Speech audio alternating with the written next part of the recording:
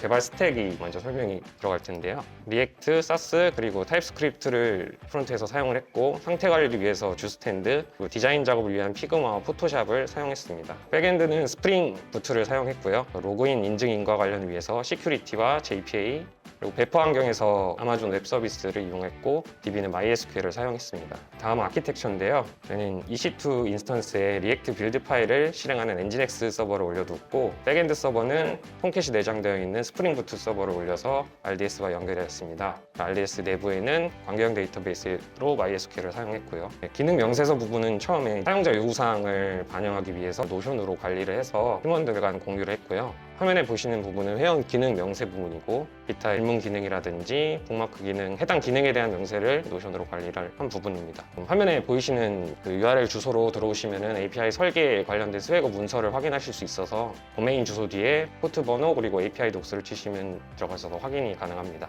그래서 ERD인데요.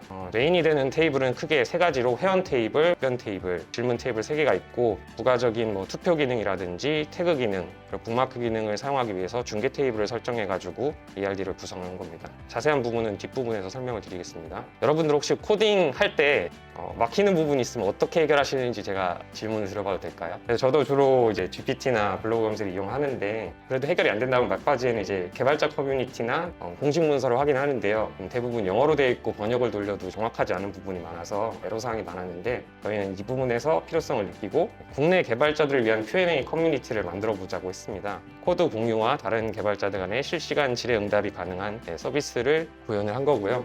먼저 저희 프론트엔드는 총 4가지 반응형으로 제작을 했는데요. 데스크톱, 노트북, 태블릿, 모바일 형태로 제작을 했습니다. 우선 메인 페이지 먼저 보실 텐데요. 메인 페이지에서는 메인 배너에 여러 개 원들이 만들어서 각각 트랜지션과 트랜스폼 효과를 시각적으로 계속 움직이게 작성을 했습니다. 그리고 각각의 페이지 설명에 있는 그림을 슬라이드로 움직이기 위해서 마우스를 올렸을 때 해당 DB의 높이를 계산하고, 그 높이를 이미지 높이와의 차이를 계산하여 슬라이드가 매끄럽게 내려가게 작성했습니다. 헤더에서는 이제 다음과 같이 반응형을 제작해서 닉네임에서 6글자 이상이면 줄임표가 나오도록 제작했습니다. 그리고 헤더에 보시면 검색창이 있는데, 컴풋에 포커스를 줄 때 검색 예시를 나오게 작업을 했고, 각각의 내용을 클릭 시 인풋창에 자동 완성이 되도록 작성했습니다. 해당 검색값에 따라 if문을 통해 각각의 서치 파람스를 작성했고요. 각각의 데이터를 내부의 스테이트 객체 안에 서치 리절트 객체에 담아서 질의응답 페이지로 보내게 만들었습니다. 다음으로 회원가입, 로그인, 비밀번호 찾기 페이지인데요. 회원가입 페이지와 로그인 페이지, 비밀번호 찾기 페이지는 모두 계정 정보를 입력하는 페이지라서 공유하는 기능이 많습니다. 따라서 컴포넌트를 활용하여 공통된 부분을 구성함으로써 이제 다른 페이지에 같은 코드를 입력하지 않도록 했고요. 각 페이지마다 달라지는 내용은 컴포넌트의 프로세스를 통해 페이지별 타입 값을 전달한 뒤 컴포넌트 안에서 스위치문과 if문을 사용해 분리 작성했습니다. 다음으로 회원가입 페이지인데요. 회원가입 페이지는 서비스에 가입하고자 하는 유저에게 메인 페이지 다음으로 첫인상에 해당하는 페이지입니다. 따라서 유저의 사용성을 높이기 위해 온체인지랑 유즈 스테이트 기능을 활용하여 유저 입력에 따라 다양한 입력 상태를 즉각적으로 피드백할 수 있도록 하였으며, 인풋별로 유효성 여부를 확인하여 단 하나라도 유효하지 않는 값이 있으면 다음 단계로 넘어갈 수 없도록 구성했습니다. 다음으로 이메일 인증인데요. 정보를 입력한 후에는 회원가입과 비밀번호 찾기 시에 실제 유저임을 확인하기 위한 인증 단계로 넘어가는데요. 입력한 메일로 전송된 코드와 유저가 입력한 코드를 비교하여 확인하는 방식을 사용했습니다. 초기 구현에서는 이메일을 전송하면서 클라이언트로 인증 코드를 함께 전달해 유저 입력값과 비교하는 식이었는데, 이는 인증 코드를 탈취하는 경우도 있고 본인 여부에 관계없이 인증할 수 있다는 문제가 있기 때문에 유저 입력값을 서버로 전송해서 서버에서 비교할 수 있도록 변경했습니다. 이 부분은 이후 백엔드 기능에서 자세히 설명하도록 하겠습니다. 다음으로 마이페이지인데요. 마이페이지에서는 해당 유저의 프로필 정보, 내가 작성한 질문, 답변, 그리고 북마크를 보기 위한 내 활동, 프로필 정보를 수정하기 위한 정보 수정이 존재합니다. 프로필 정보는 강력하게 총 데이터를 가지고 요약본을 보여주는 거고요. 내 활동에서는 필터를 2개 만들었는데, 첫 번째는 전체 질문, 답변, 북마크를 스위치문과 필터 함수를 통해서 해당 데이터를 분류하였고, 두 번째 필터에서는 액셔스 URL을 사막연산을 이용해서 필터 스테이트에 들어오는 값에 따른 다른 API를 사용하도록 작성했습니다.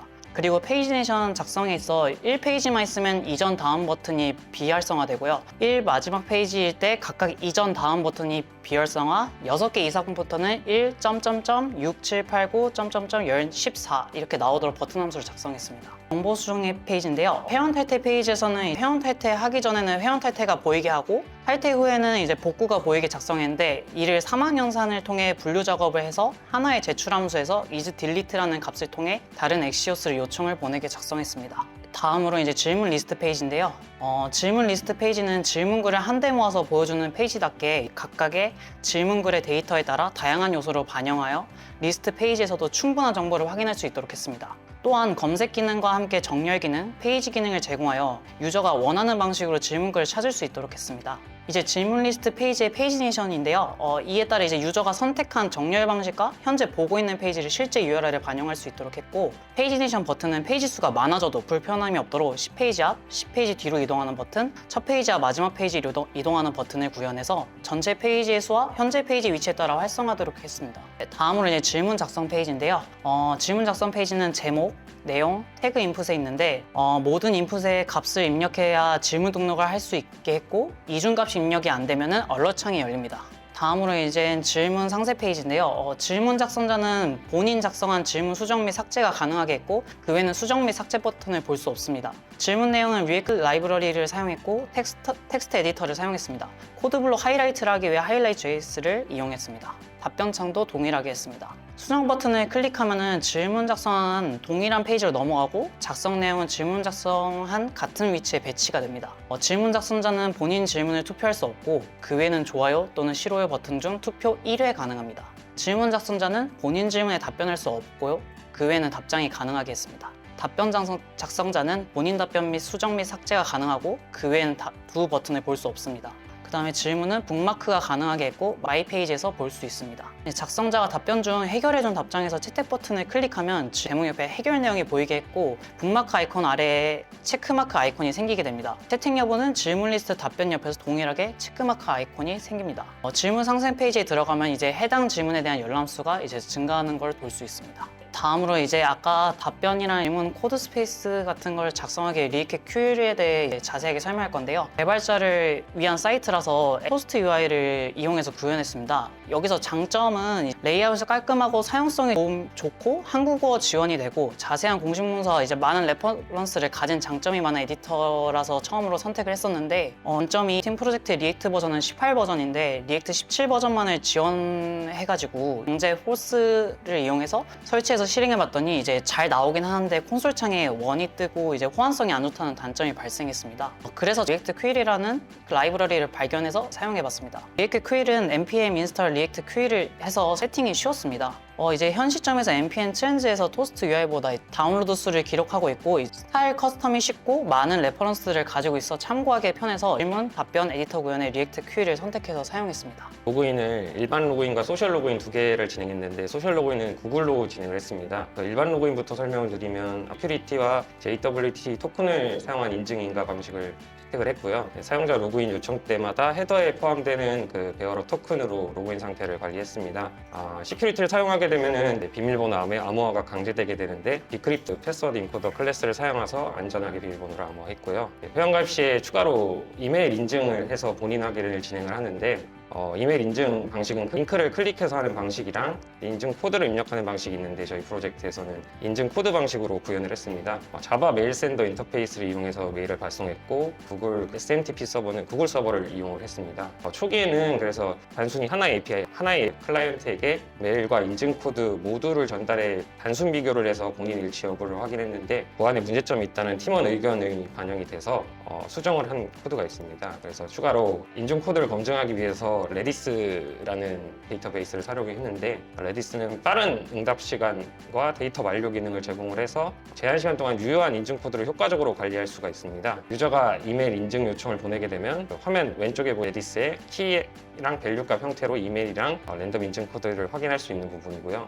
포스트맨을 통해서 인증 코드 확인 요청을 보냈을 때 정상적으로 응답이 오는 부분을 확인할 수 있습니다. 다음은 소셜 로그인 부분인데요. UX적인 사용자 경험 측면을 위해서 대부분 서비스에서 소셜 로그인을 구현하고 있어서 저희도 구글 로그인을 도입을 해봤는데요. 소셜 로그인 구현 방식에는 좀 다양한 방법이 있는데 책임 분배 방식에서 백엔드가 전부 역할을 맡는 방식으로 구현을 했습니다. 권한 부여 승인 코드 방식으로 워스 프로토콜을 사용했고요. 화면은 백엔드에서 돌아가는 인증 과정 보여주는 모습입니다. 해당 코드를 구현하면서 일반 로그인 같은 경우에는 제이슨 객체로 토큰을 관리하고 소셜 로그인 방식에서는 쿠키로 토큰 값을 받아오는데 이 부분에서 관리를 나눠서 해야 되고 프론트에서도 증작을 따로 해야 되는 애로사항이 발생을 해서 먼저 쿠키로 토큰을 발급한 후에 프론트의 특정 페이지로 리다이렉션을 보낸 뒤에 해당 페이지에서 컴포넌트가 다시 백엔드로 접근해서 헤더로 토큰을 받아오는 방식을 적용했습니다. 그래서 왼쪽에는 프론트 리다이렉션 페이지에 있는 컴포넌트 코드인데요. 현재 클라이언트에서는 소셜 로그인을 마친 후에 쿠키의 토큰 값이 저장되어 있는 상태고 엑시오스 요청을 통해서 쿠키에 있는 토큰을 백엔드 주소로 보내주게 되면은 오른쪽 화면의 백엔드에는 쿠키에 있는 값을 불러온 뒤에 토큰의 유효성을 검증하고 다시 제이슨 객체로 토큰을 보내줍니다. 그래서 받아온 토큰으로 로컬 스토리지에 토큰 값을 관리해서 주스탠드로 상태 관리를 할 수 있는 통일된 상태 관리를 이뤘고요. 이 해결 방법으로 통일된 토큰 관리가 가능하였습니다. 다음은 저희 프로필 이미지를 업로드할 때 커스텀할 수 있을 때 이미지 업로드 기능을 사용했는데 보통 다들 이제 S3를 이용해서 많이 파일 업로드를 하셨는데 저희는 기존에 구현했던 방식에 대한 궁금증이 있어서 일단은 백엔드 서버에 올리는 방식으로 했는데 프로젝트 내부에 업로드 폴더를 생성하였더니 문제가 좀 발생한 게 이미지 지연 로딩 하는 문제가 발생이 됐습니다. 그러니까 이미지가 업로드해서 배포되는 속도보다 컴파일 되는 속도가 빨라가지고 사용자가 프로필 이미지를 수정을 하였는데도 바로 반영이 안 되는 문제가 있었는데 이 부분을 프로젝트 외부로 업로드 파일을 옮겨가지고 지연 로딩 이슈를 해결했습니다.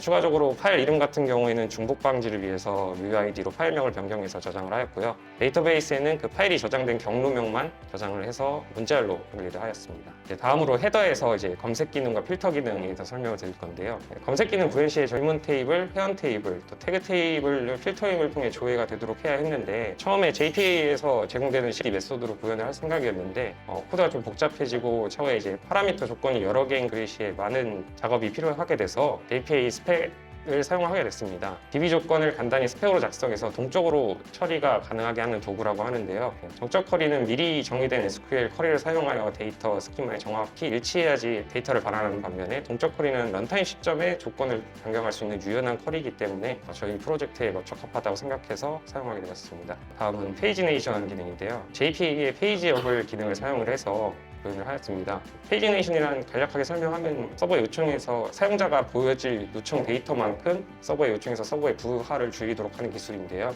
페이지업이라는 인터페이스로 파라미터를 넘기면 페이징 사용이 가능하고 페이지 리퀘스트 객체의 페이지업을 인터페이스를 상속받아서 페이징을 위한 정렬 정보를 넘겨줘서 페이징이 가능하도록 구현하였습니다. 다음은 마지막 기능 해시태그 기능인데요. 이 기능 구현을 위해서 세 가지 방법으로 생각을 해보셨다고 하는데 처음에 해시셋을 이용한 방법이 있다고 합니다. 장점으로는 이제 복잡한 로직 필요 없이 테이블에 추가하는 것만으로도 구현할 수 있는 장점이 있었는데 관련 작업 시에 모든 테이블에 해시태그를 검사해야 되기 때문에 속도적인 측면에서도 너무 느리고 메모리 사용량이 부담이 있다는 단점이 존재했습니다. 그래서 두 번째로 한 게 해시태그 테이블의 이넘을 이용하는 방법이었습니다. 질문은 여러 해시태그를 가질 수 있고 해시태그는 여러 질문에 사용될 수 있기 때문에 다대다 관계 테이블을 생성하는 방법을 구상을 했습니다. 테이블 구조가 루인이 없어서 간단하지만 추가적인 컬럼을 해당할 수 없기 때문에 요구사항이 바뀌면 구조 자체를 변경해야 된다는 단점이 있고요. 페이징에 의한 성능 저하가 발생될 수 있습니다. 그래서 마지막으로 해결한 부분이 중계 테이블을 설정한 부분인데요. 정교화를 통해서 중복을 좀 최소화하고 해시태그를 이용한 검색이나 추가적 정보 필요 시에 이용이 가능했습니다. 조인을 해야 되고 커리가 좀 복잡해지기는 했지만 이 부분은 열심히 해결해 주신 것 같습니다. 시연 영상을 한번 보여드리겠습니다. 처음에 들어오시면 메인 페이지고요. 또 회원가입 진행을 해보도록 하겠습니다. 입력 시에 입각적으로 반영 확인할 수 있도록 유효성 검사를 진행을 하였고요. 인증 메일을 보내는 부분입니다. 인증 코드를 받아와서 이 코드를 입력을 하면은 정상적으로 회원가입이 되는 부분이고요. 바로 로그인을 진행을 해서 로그아웃도 잘 동작하고요. 비밀번호 찾기 기능에서도 똑같이 이메일 인증을 통한 비밀번호 초기화 설정하는 부분을 보여주고 있는 모습입니다. 다음은 소셜 로그인으로 회원가입을 진행하는 모습이고요. 태그별로 최신순 그리고 해당 질문에 대한 투표가 얼마나 받았는지 투표순 답변이 달려있지 않은 질문에 대해서 정렬을 해서 데이터를 보여주고 있습니다. 헤더에서는 검색 기능을 이용해서 타이틀 제목으로 검색한다든지 작성자 이름으로 검색한다든지 검색 기능이 동작하는 모습입니다. 질문 작성하는 페이지인데요. 코드 블럭을 삽입하는 모습입니다. 작성자 본인만 수령하고 삭제가 가능한 부분이고요. 다음은 답변 작성하는 부분입니다. 답변에도 똑같이 코드 블럭을 사용할 수가 있고요. 질문 내용이 마음에 들었다 한다면 좋아요, 싫어요 투표를 할 수 있는데 1인당 한 번만 가능하도록 설정을 하였습니다. 그리고 또 원하는 답변이 있으면 작성자는 답변을 채택할 수 있는 버튼이 오른쪽 하단에 있고요. 수정 삭제도 가능한 부분입니다. 채택을 하게 되면은 화면 하단에 V체크 나오면서 답변이 채택되었다는 것을 알게 할 수 있고 위에 해결이라고 문구도 추가되는 걸 볼 수 있습니다. UI적으로도 채택된 댓글은 확인할 수 있게 이렇게 나와 있고요. 내공 기능처럼 질문을 작성할 때 현상금을 걸어서 해당 질문이 더 강조되도록 표시하는 기능을 추가했습니다. 현상금을 단 질문에 채택이 되게 되면은 작성자는 오른쪽에 보시면 이 평판 점수가 올라가게 됩니다. 이 평판 점수를 사용을 해서 질문에 또 현상금을 걸 수 있고요. 랭킹처럼 사용할 수 있습니다. 다음은 이제 북마크 기능이고요. 마이페이지에서는 본인이 작성한 활동 내역들을 이렇게 확인할 수가 있습니다. 내 활동에서 전체로 보게 되면 질문 답변이 작성한 글이 전부 나오고요. 유저의 프로필 정보를 확인할 수 있고 본인이 들어왔을 경우에는 활동에서도 정렬이 되고 본인이 들어왔을 때는 정보 수정 페이지에서 이미지 변경을 할 수 있습니다. 회원 탈퇴 기능인데요. 회원 탈퇴를 하게 되면 비밀번호와 사유를 입력받아서 해신청을 하도록 가능하게 했습니다. 코딩은 코딩온. 코딩은 코딩온.